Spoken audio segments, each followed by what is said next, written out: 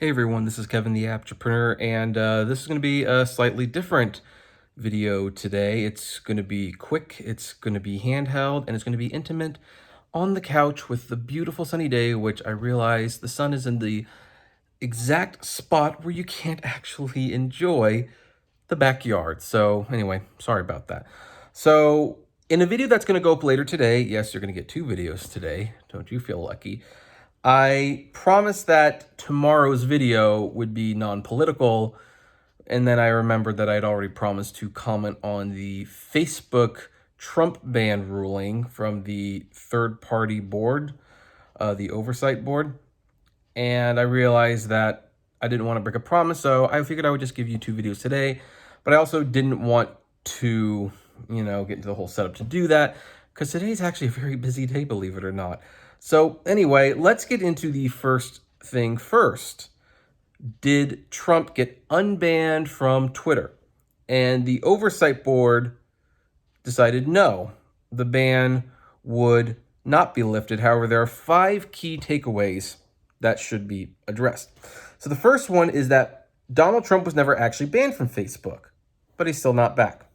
Now, according to what article is this? This is from The Guardian. The key point of fact in the entire case is that although everyone has spent 4 months describing Trump's removal from the platform as a ban, it wasn't. He was instead indefinitely suspended. In my opinion, that's a ban, but whatever. And the oversight board was supposed to rule on whether that suspension would be permanent. In the short term, the board has made one clear choice, ruling that Trump should indeed stay off the platform for the foreseeable future.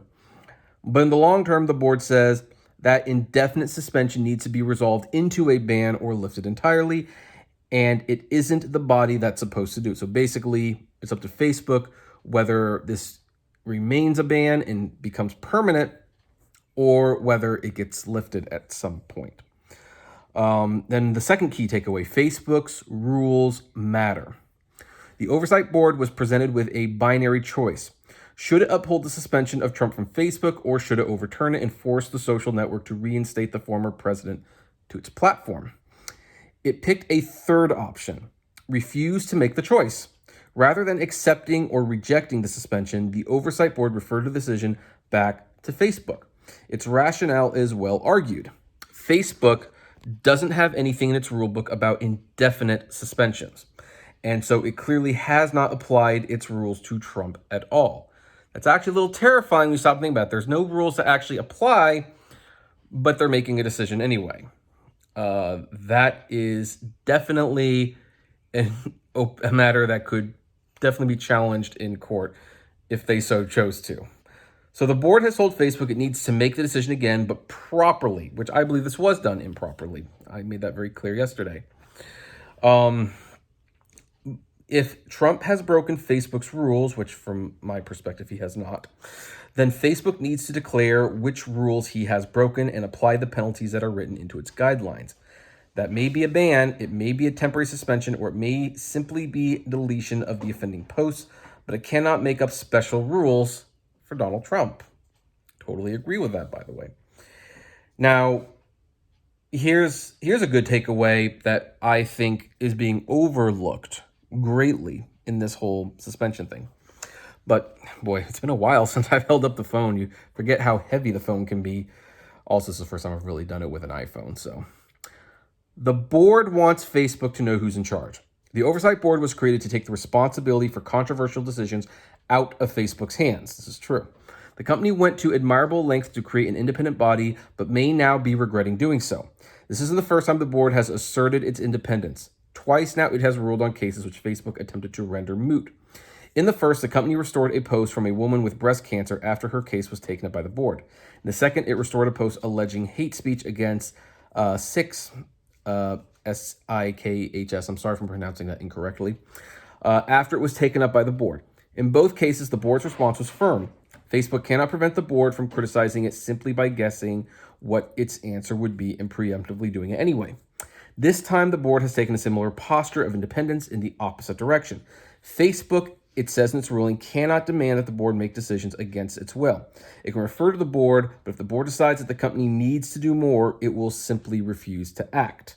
So basically a passive-aggressive form of opposition, I suppose. Here's the fourth key takeaway. Heads of state should be held to greater standards, not lesser ones.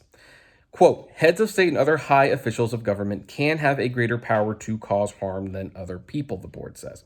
The social network can have exceptions for newsworthiness, but they need to be clearly explained.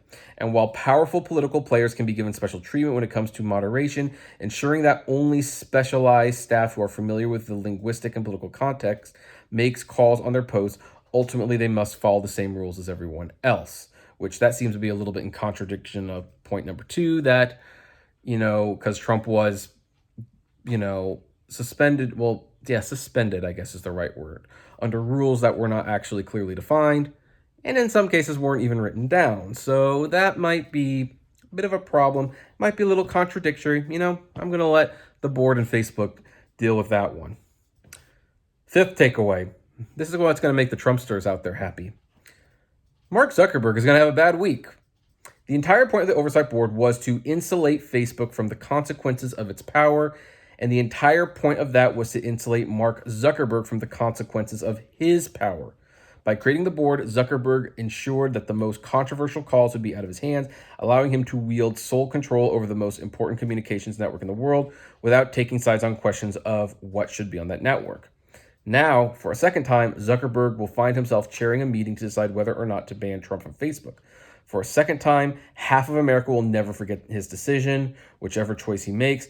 And for a second time, he runs the risk of whatever choice being overturned down the line by the independent body he set up to overrule him. So here's the bottom line, the key takeaway. For the time being, the Trump ban stays, but it's not, again, technically a ban. It's a suspension. And the independent board that was hired to review it basically said this is not our call to make.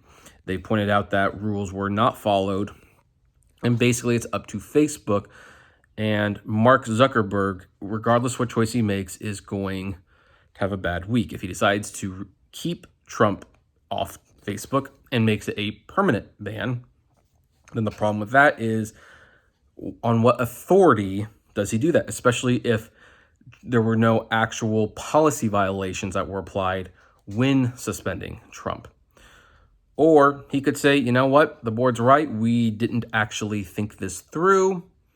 As a result, we will be removing the suspension from Trump. But then you have a lot of people who will definitely delete their Facebook accounts. And in all fairness, Trump would probably get banned for a legitimate thing later on anyway. But then that comes the murky thing to some of the things that Trump says. Look, to some, it's just telling it how it is. It's telling the truth. To others, it's initiating hate and things like that.